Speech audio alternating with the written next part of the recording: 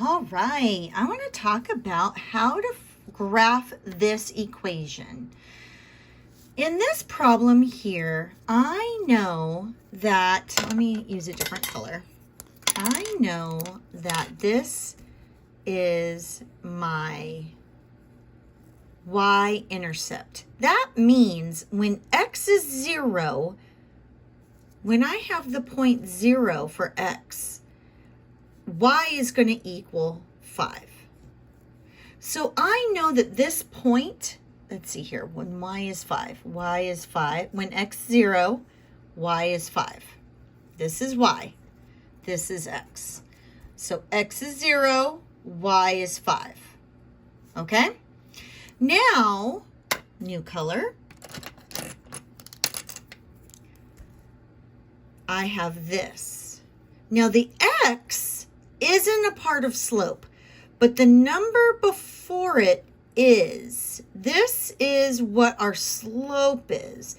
Well, this is odd because I just have this negative. Well, we know that if I just had an x, there's an imaginary 1 right there.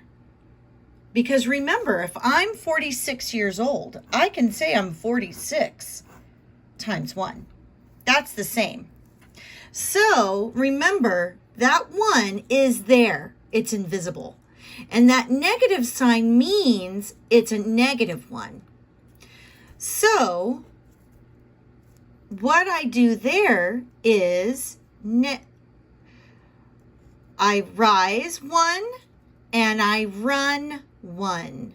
And the reason I run this direction is because it's a negative slope. But what if, like I drew a line there, what if there was not any more places for you to rise? Here's the trick. You could fall 1 and go over 1, and it's still going to be in that same line. Do you see what I'm saying? You could go rise, run, and it's still in that line. The big key is to know that that negative sign means your graph is going to go this way. Does that make sense? All right, let's take a look at one more. Let's take a look at this one. This problem. Right off the bat, I know that when x is 0, this right here is y. So that means this is going to be your y-intercept. So I'm going to, x is 0, y is 1, 2, 3, 4. Okay?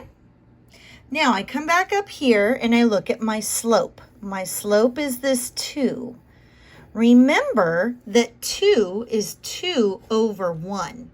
Just like I'm 46 years old, I can write 46 like that. 46 over 1. 2 is 2 over 1. So when I come to do my slope, I rise 2, 1, 2. And which way do I run? It's a positive. So I'm going to run in the positive slope direction. 1, 2, 1. And then this would be my graph.